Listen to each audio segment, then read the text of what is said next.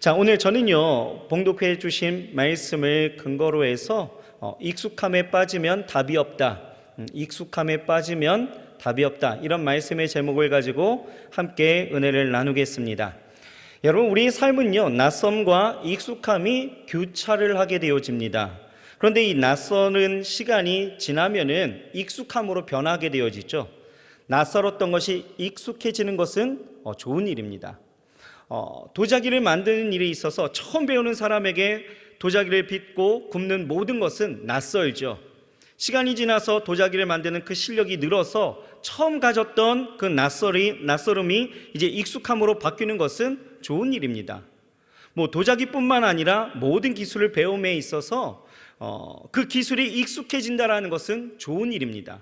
그래서 익숙함이라는 것은 한 사람이 갖는 어떤 전문성, 이것도 같이 연결해서 우리가 생각할 수가 있는 거죠.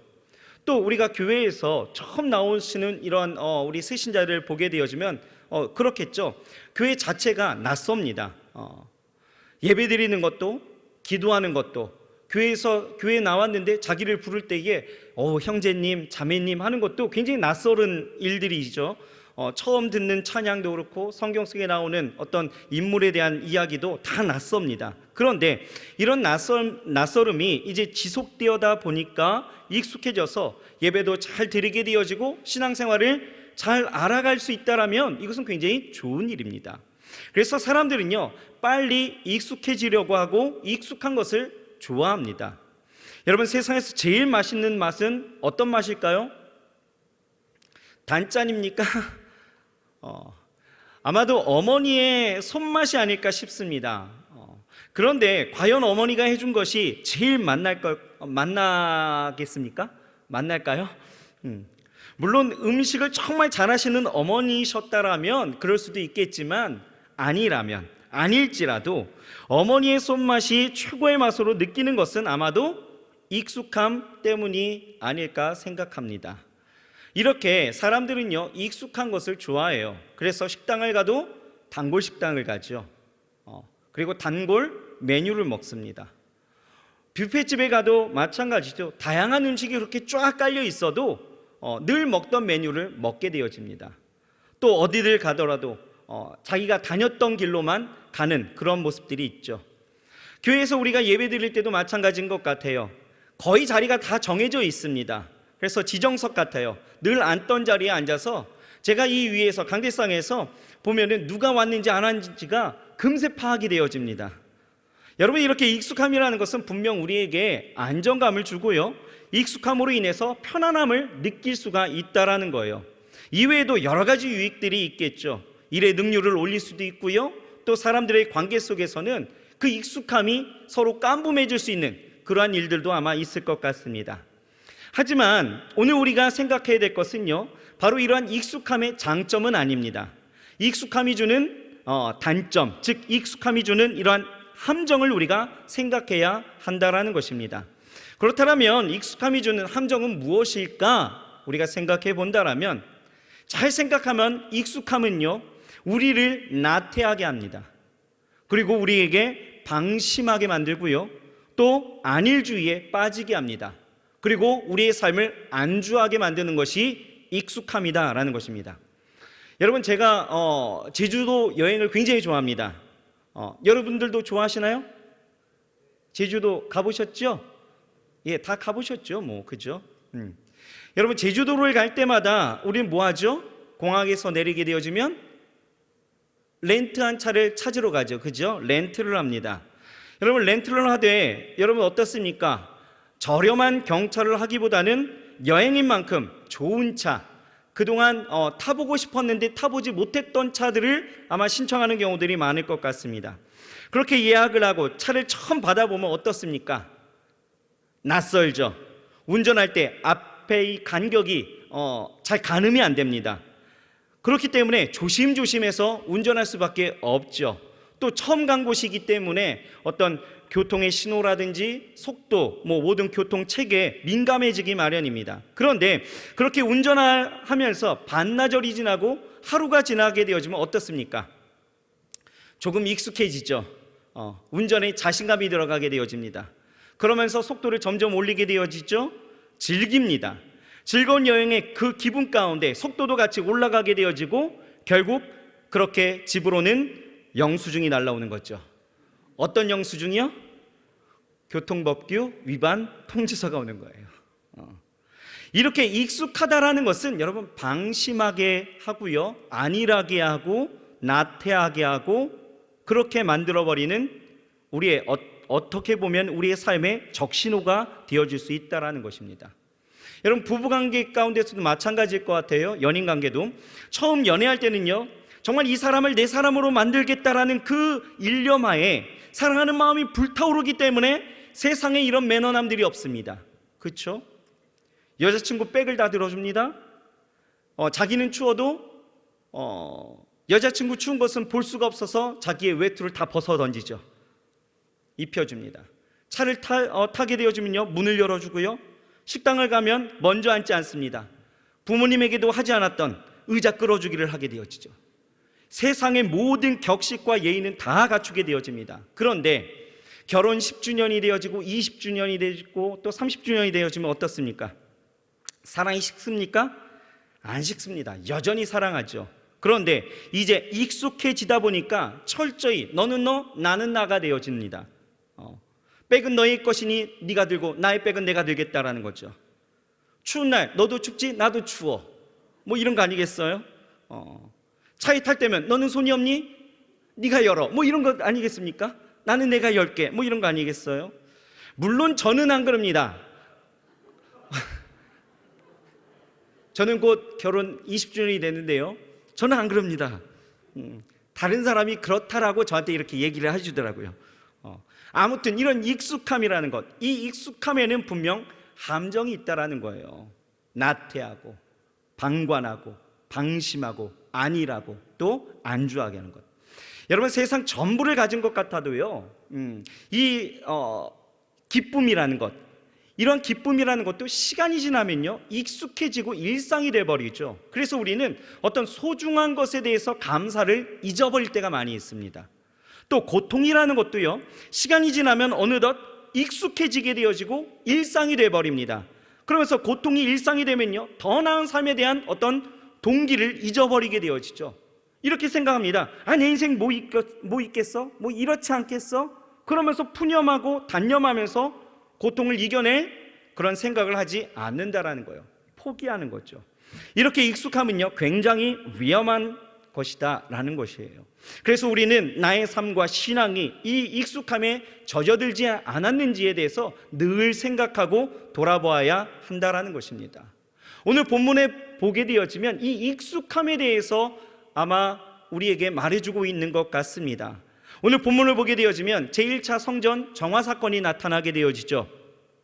왜 1차냐라고 이야기한다면 예수님의 성전 정화 사건은요 2번 이루어집니다.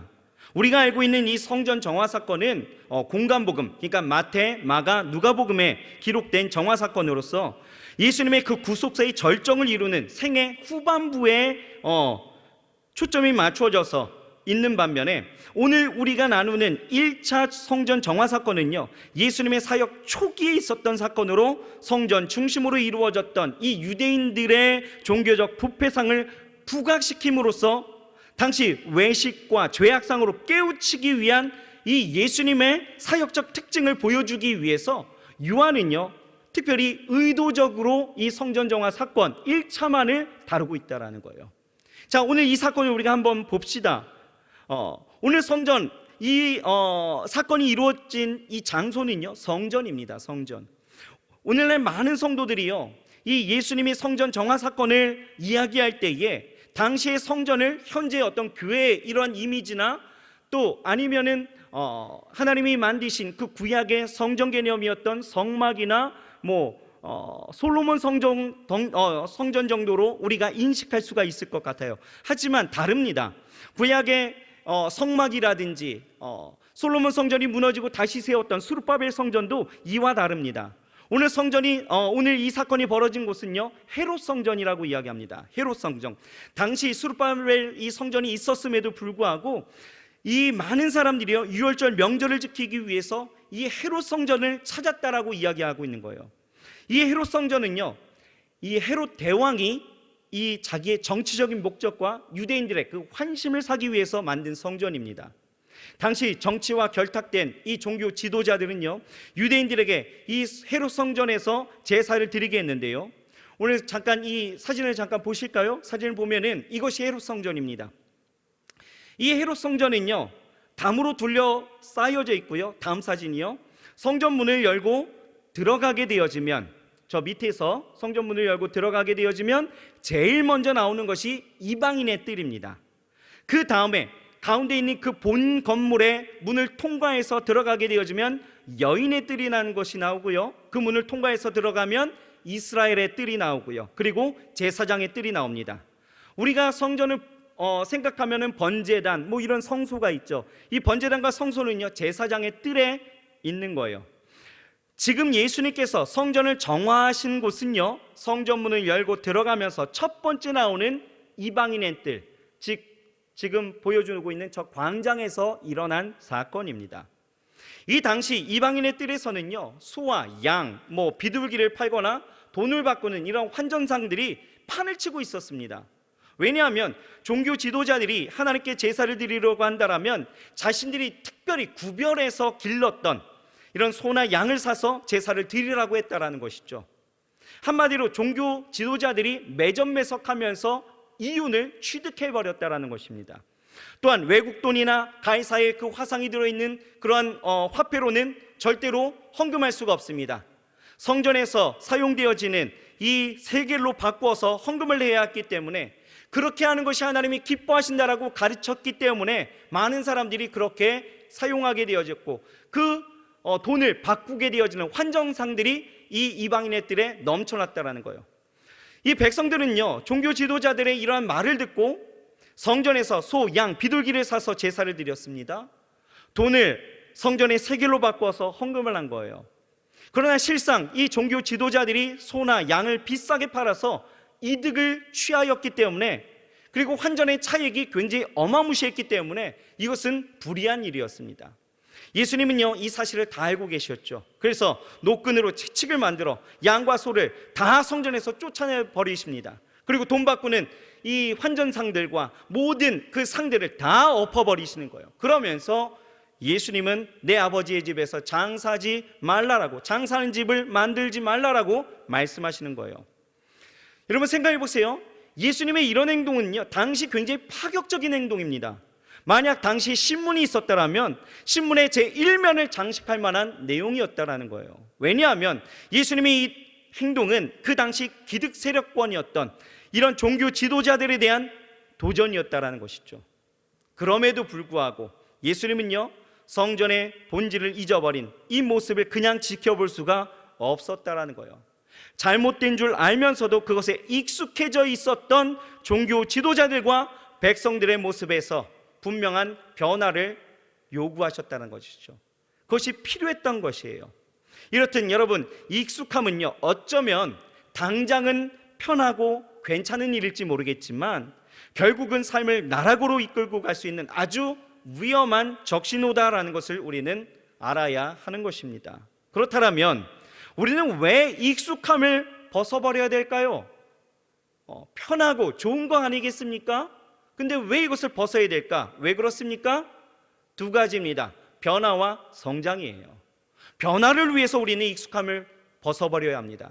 그리고 성장을 위해서도 우리는 이 익숙함을 벗어버려야 된다는 거예요.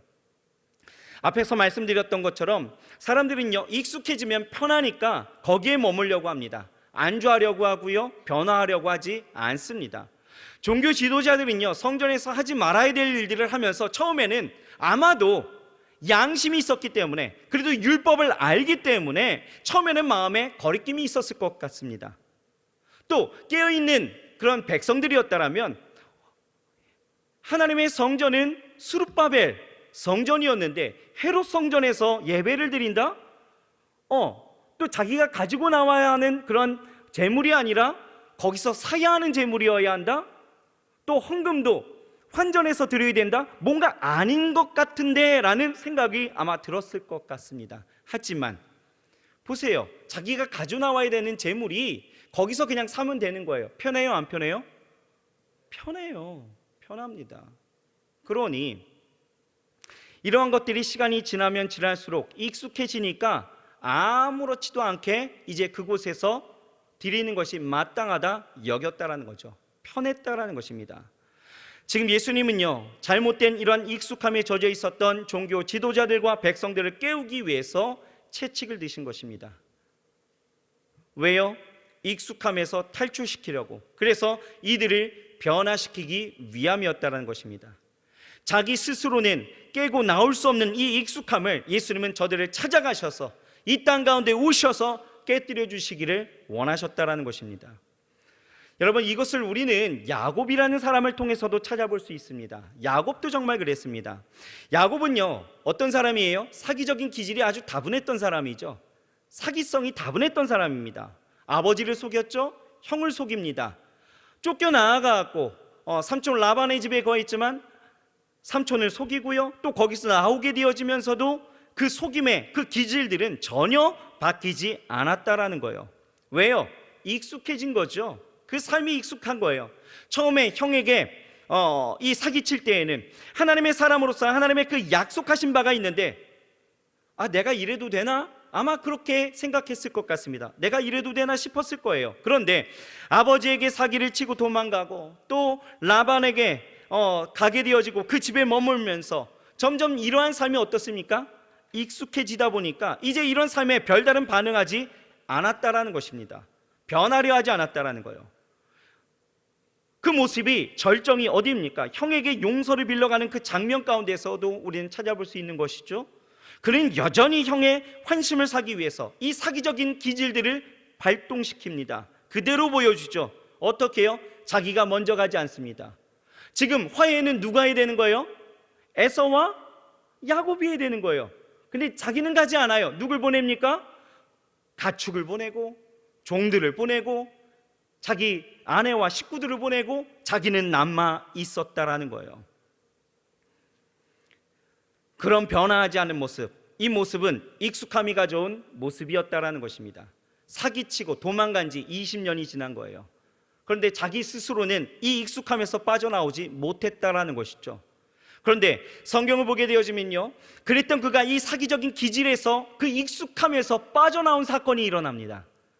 언제예요? 바로 브니엘 야복강가에서 하나님과 씨름하던 때였다라는 것입니다. 그가 하나님을 만나서 씨름할 때에 하나님을 붙잡고 매달리는 그 야곱의 환도뼈를 하나님은 치게 되어지죠. 그리고 그를 축복하십니다. 그리고 이름을 바꾸어 주시죠. 어떻게 해요? 야곱에서 이스라엘로. 이름이 바꾸면서, 다시 말해서 하나님을 만나서 인생이 뒤집혀지면서 그때 익숙함이 벗어졌다라는 거예요. 이제 이스라엘이라는 낯설음 속에서 변화되어지고 성장하면서 살게 되어지는 그 이후의 모습을 우리가 보게 되어지는 것이죠. 그렇습니다, 여러분. 우리의 삶의 익숙함은요, 버려야 합니다. 아멘이십니까? 편안함을 너무 추구하지 마세요. 여러분, 익숙함을 버려야 합니다. 그리고 특별히요, 우리는요, 하나님의 백성답게 우리는 영적인 익숙함에서 탈출해야 합니다. 영적인 사람은요, 익숙함을 버리고 날마다 좀 새로워져야 한다는 거예요. 어제보다 오늘이, 오늘보다는 내일이 더 새롭고 성숙해져야 되는 것이죠. 왜 그렇습니까? 영적인 익숙함은요, 우리의 영혼을 무디게 만들기 때문에 그렇다라는 거예요. 여러분, 신앙 가운데서는 이제 됐다가 없습니다. 그러면 절대 안 돼요. 이만하면 됐다라고 하는 것이 있어서는 안 된다라는 것입니다. 사도 바울이 이야기하죠. 에베소서 4장 13절에서 15절에 이렇게 말씀합니다. 같이 한번 읽어볼까요? 시작. 우리가 다 하나님의 아들을 믿는 것과 아는 일에 하나가 되어 온전한 사람을 이루어 그리스도의 장성한 분량이 충만한 데까지 이르리니, 이는 우리가 이제부터 어린아이가 되지 아니하여 사람의 속임수와 간사한 유혹에 빠져 온갖 교훈의 풍조에 밀려 요동하지 않게 하려 함이라. 오직 사랑 안에서 참된 것을 하여 범사에 그에게까지 자랄지라. 그는 머리니 곧 그리스도라. 여러분 보세요. 바울은요, 우리가 온전한 사람을 이루어서 그리스도의 충만하심의 경지에까지 이르라 라고 말씀하고 있습니다. 모든 면에서 성장해서 예수 그리스도에게까지 자라라 라고 말씀하고 있죠. 곧 이 말을 달리 표현하면 무엇입니까? 뭐예요? 하나님 앞에 설 때까지 하나님의 백성들은 그 익숙함을 벗고 성장해야 된다라고 이야기하는 거예요. 여러분, 영적으로 익숙해지면 이 성장은요 힘듭니다. 왜냐하면 익숙이라는 그 틀이 자기를 지배해버리고 말기 때문에요. 그들은 교회가 혹시라도 자기들의 그 익숙함에 맞서서 나아가게 되어진다면, 그 익숙함에 맞지 않게 되어진다면 무척이나 당황하게 되어지는 모습들을 보게 되어지죠. 특히 교회 안에서 여러분 봉사나 사역하는 지체들이 특히나 더 그런 것 같아요. 자기에게 맡겨진 사역이 그 시간이 지나면 지날수록 여러분 익숙해지기 마련이 있죠. 그 익숙함에 빠져서 구역장 5년 차, 10년 차가 되어지고 봉사처에서 교사로서 10년이 있어 보세요. 처음에 봉사와 사역에 임했던 자세는요 다 사라집니다. 새로운 것을 받아들이지 않아요. 점점 변화하지 않고요, 그것을 두려워합니다. 성장하지 않습니다. 그러다 보니까 봉사와 사역을 하는데도요 하나님이 멀게 느껴지고 공허함을 느끼고, 이런 마음을 채우기 위해서 더 많은 일을 하고 계속 끌고 가려고 하지만 결국은 어떻습니까? 연말이 되면 다 비슷한 이야기 하더라고요. 목사님 힘들어요, 더 이상 못하겠어요.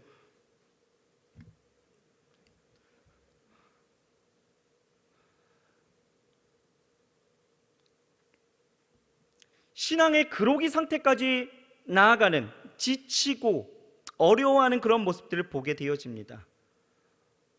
여러분, 이거 굉장히 아이러니한 상황 아니겠어요? 왜요? 더 하나님 앞에 정말 감사하고 그 은혜가 감격스러워서 하나님 앞에 더 가까이 나아가기 위하여서 시작한 봉사와 사역이요, 하나님과 더 멀게 만든 모양이 되어졌다라는 거예요. 이상하지 않습니까? 여러분, 문제는 어디 있을까요? 성숙하지 못한 익숙함에 있었다라는 것입니다. 처음 마음을 잃어버린 채 그냥 사역이라는 그 미명 아래, 그리고 봉사라는 것 그 아래 그냥 종교적인 행위가 익숙해져 버려버린 그런 결과다라는 것입니다. 이처럼 익숙은 우리로 하여금 종교적인 타성에 젖어버리게 만든다라는 것입니다. 영적으로 익숙해진 성도들은요 믿음에 대한 설렘보다는 마치 기계적으로 움직이려고 하고 있다라는 거예요. 그런데 문제는 어디 있습니까? 익숙한 성도들의 그 대부분들은 자기들의 그 익숙함을 마치 신앙의 성숙으로 오해하고 있다라는 거예요. 익숙해졌으니까 난 성숙해진 거예요. 그러면서 점점 신앙의 매너리즘에 빠지게 되어지고 영적인 그로기 상태, 지친 상태로 내려간다라는 거죠. 그래서 이것을 해결해 보려고 억지로라도 예배에 참석하고 또 경건 생활을 해보려고 하지만 이것마저도 무슨 숙지하는 것처럼 여겨지고, 나는 잘 믿었던 것 같은데 지금의 모습은 반대로 가는 그 상황 가운데 그 자기의 모습이 깨닫게 되어질 때에 더 실망하고 넘어지는 모습들을 보게 되어지는 것이죠. 이렇게 익숙함에 빠지게 되어지면 답이 없는 거예요. 그런데 여러분, 신앙적 이런 익숙함에서 오는 그러기는요 내가 예배를 한 번 더 참석하고 안 하고의 문제는 아니다라는 것입니다. 이것은 본질적인 문제예요.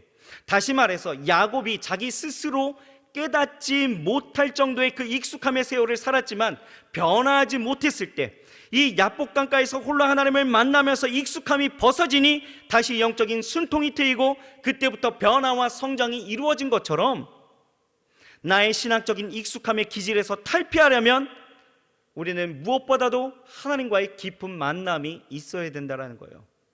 하나님의 말씀이 내게 들려져야 된다는 것이죠. 혹여 여러분 여기 사역하거나 어떤 봉사를 하지 않아도 우리 다 똑같습니다. 신앙의 어떤 익숙함에 그 곤고함을 느끼는 지체들이 있다면, 변화하지 아니하고 또 신앙적인 어떠한 성숙함이 그냥 어제나 오늘이나 하나님의 속성처럼 변함없는 우리의 모습들이라면, 여러분 우리 생각해야 돼요. 하나님과의 골방 기도를 우리는 이제 들어가야 될 때다라는 것입니다. 보세요, 마치 여러분 시내산에서 모세가 하나님을 1대1로 아련하면서 어떤 일들이 일어납니까? 애굽에서의 그 왕자로 살아왔던 그 40년의 익숙함이 벗어지고, 또 미디안 광야에서 양치면서 자신의 그 부정함, 자신의 어떤 그런 부정했던 그 삶의 그 익숙함이 벗어지고 새로운 사명으로 그의 생애가 바뀌었던 것처럼, 우리는 하나님과의 1대1의 골방기도 가운데 하나님과의 그 만남, 그 깊은 은혜가 우리 가운데 있어야 된다는 거예요. 야복강가에서 하나님을 만나서 야곱이 이스라엘이 되어서 새로운 사명으로 나아갔던 것처럼 여러분, 하나님과 단둘이 만나는 깊은 교제의 시간을 여러분 가져야 될 줄 믿습니다. 혹여나 내 신앙이 아직 1년 전에도 2년 전에도 똑같은 것 같은데, 봉사했던 교사의 1년 2년 차, 아니 그 이후에 3, 4년 차가 되어져도 내가 내 신앙의 어떤 성숙이 그렇게 별반 달라진 것 같지는 않은데, 내가 구역장을 5년이나 하고 10년이나 했지만 내 신앙이 어제나 오늘이나 별 다른 것이 없는 것 같은데, 내가 교회를 정말 한 주도 빠짐없이 52주를 끊임없이 출석했지만 내 삶의 변화가 없는 것 같은데, 왜요? 왜 그렇습니까? 하나님과의 깊은 교제가 없는 거예요. 여러분, 오늘 이 시간 이후로 혹여나 그러한 마음에 있었던 어려움이 있었던 그러한 지체들이 있었다라면 여러분, 골방 기도를 들어가시는 거예요. 깊이 하나님과의 그 만남을 여러분 가지시길 주의 이름으로 축복합니다. 우리 인사하겠습니다. 옆 사람과 인사하실 때 하나님과의 깊은 만남이 익숙함을 벗게 합니다 라고 인사하겠습니다. 여러분, 우리가 이렇게 영적으로 익숙해지면 가장 빨리 멈춰버리는 부분이 있습니다. 무엇일까요? 멈춰버리는 부분, 익숙해질 때에 바로 예배입니다. 여러분, 예배의 목적이 무엇이죠? 예배의 주된 목적은요, 나의 드림이지만 이 드림은 받으시는 자와의 교통, 다시 말해서 하나님과의 그 만남이 이루어진 드림이어야 한다는 것입니다. 다시 말해서 내가 드리고 하나님은 받으시고 이 상호관계가 있게 되어질 때에 진정한 예배가 성립되어지는 거죠. 그런데 여러분, 매번 드리는 이 주일 예배 가운데에서 여러분, 혹여 예배가 익숙해지기 시작한다라면 우리는 예배를 참석했다라는 것에 중요한 의미를 두고 착각하기 시작합니다. 어떻게 해요? 오늘 예배 내가 졸지 않고 잘 드렸어. 그러니 나 할 일은 다 했지? 난 드렸어. 한 주간도 평안하겠지? 하나님이 내게 복을 주시겠지? 하나님은 내 마음을 아시고 분명 좋은 일을 일하시고 내게 행하실 것이야. 아마 그런 생각하지 않습니까? 여러분, 예배의 중요한 요소는요, 드림과 만남이에요. 드리는 경배와 찬송과 받으시고 내리시는 그 은혜이죠. 이것이 중요한 것이요, 하나님과의 그 만남이 없는 예배는요, 그저 내가 하는 예배 행위, 종교 행위일 뿐 이것으로는 완전한 예배를 이룰 수가 없다라는 거예요. 이것은 그냥 행위입니다.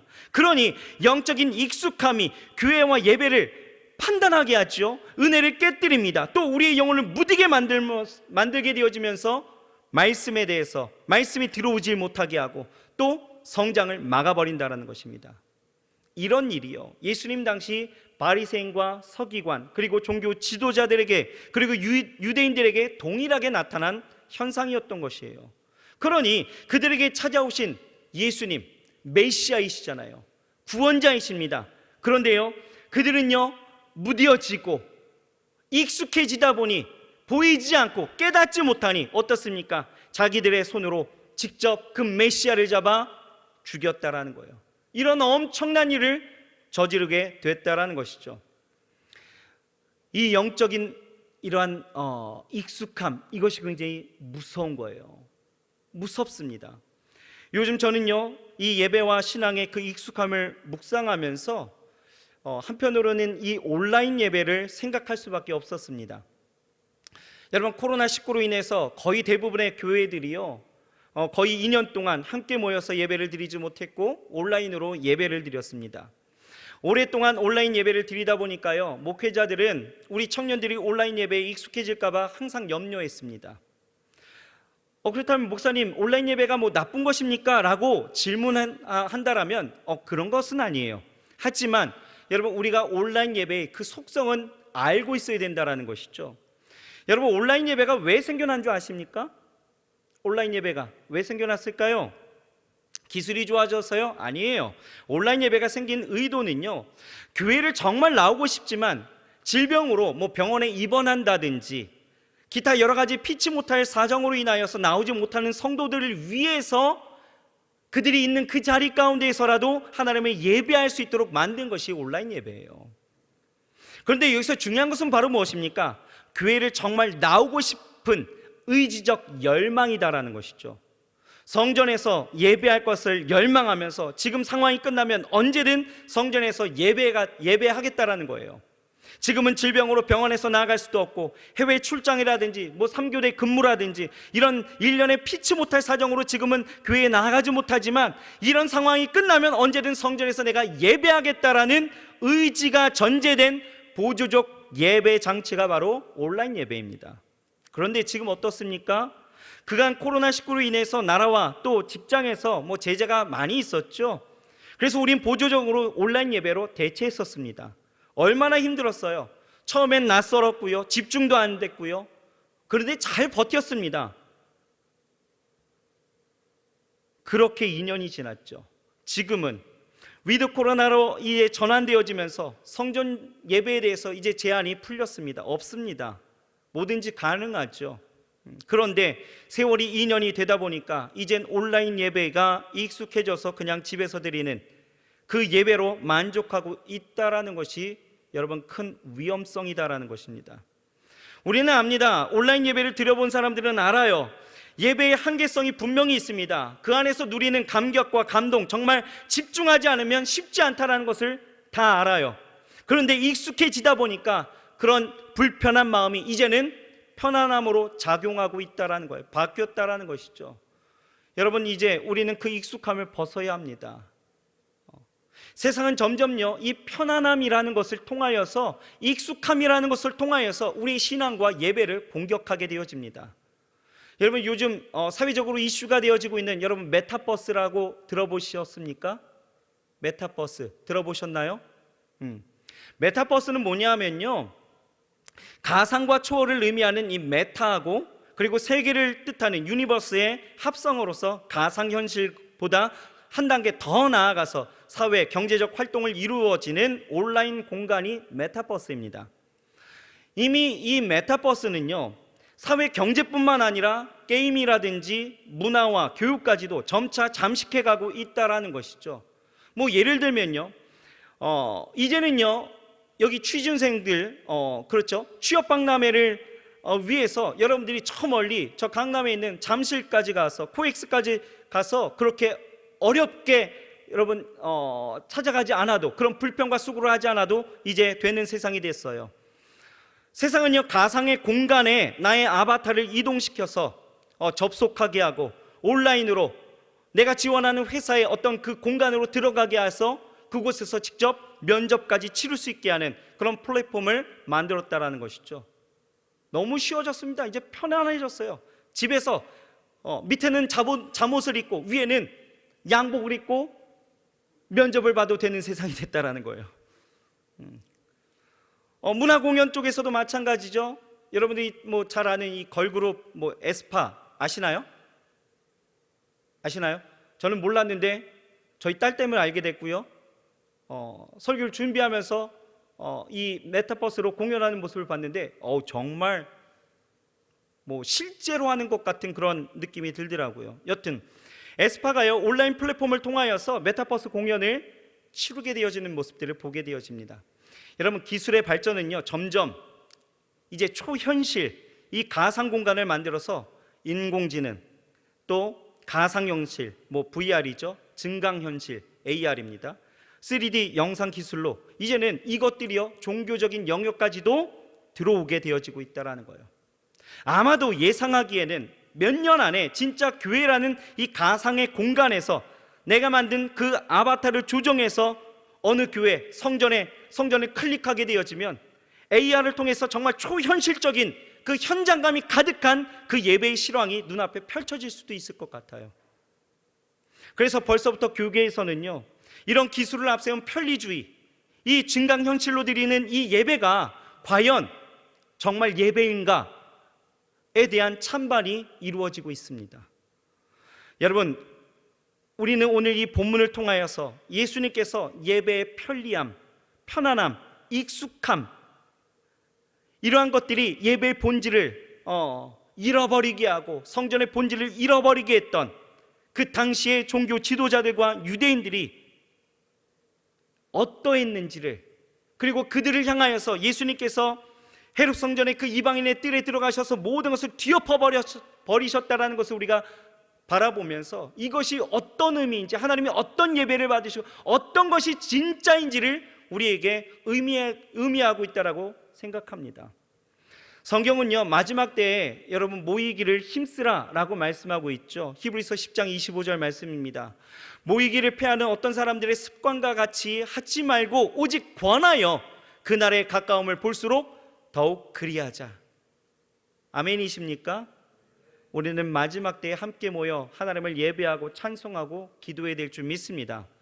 그렇다면 여러분, 우리가 이 익숙함에서 탈출하려면 어떻게 될까요? 필요한 것이 무엇일까요? 다른 것 없습니다. 우리 안에 용기가 필요합니다. 괴테는요, 이런 말을 했습니다. 돈을 잃는 것은 가벼운 손실이다. 명예를 잃는 것은 꽤 큰 손실이다. 그러나 용기를 잃는 것은 모든 것을 잃는 것이다. 이렇게 이야기를 했습니다.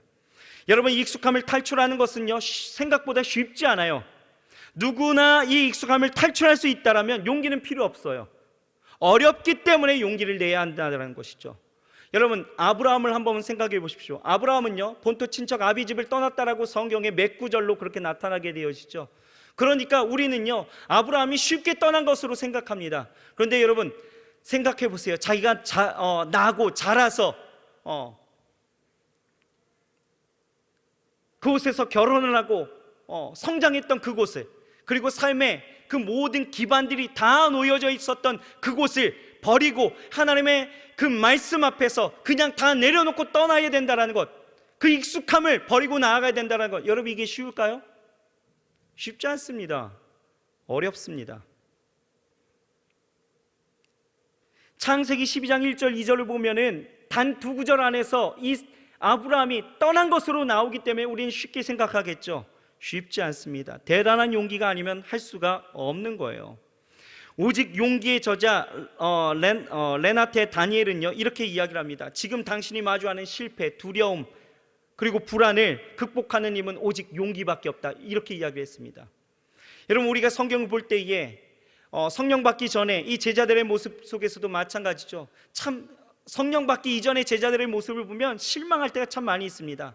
갈릴리 바다 앞에 그 풍랑 앞에서 믿음이 없었던 모습이라든지, 아니면 예수님께 나오는 어린아이를 막아서는 어떤 생뚱맞은 그런 모습이라든지, 아니면 최후의 그 만찬자리에서 누가 예수님이 왕이 되실 때에 누가 예수님의 좌우편에 설 것인지에 대해서 논쟁을 하는 그런 모습이라든지, 또 예수님이 십자가에 달려 돌아가실 때 다 버리고 도망간 모습이라든지, 그들의 모습은요, 무리들과 별반 다르지 않았어요. 그런데요, 한 가지 박수 쳐줄 만한 일들은 있었다라는 거죠. 무엇입니까? 바로 예수님이 오라, 가자 하실 때에 아무것 하지 아니고 다 삶의 모든 것들을 내려놓고, 그 익숙함을 내려놓고 그들은 예수를 따라갔다라는 거예요. 용기 아니겠습니까? 여러분, 그런데요, 우리에게 필요한 것은요, 용기만은 아닙니다. 용기에 하나 더하여서 믿음의 사람들은 플러스 원이 있어야 합니다. 무엇일까? 바로 용기에 믿음이 있어야 합니다. 여러분, 우리가 영적인 그런 익숙함 가운데서 탈출할 수 있는 것은요, 용기와 믿음입니다.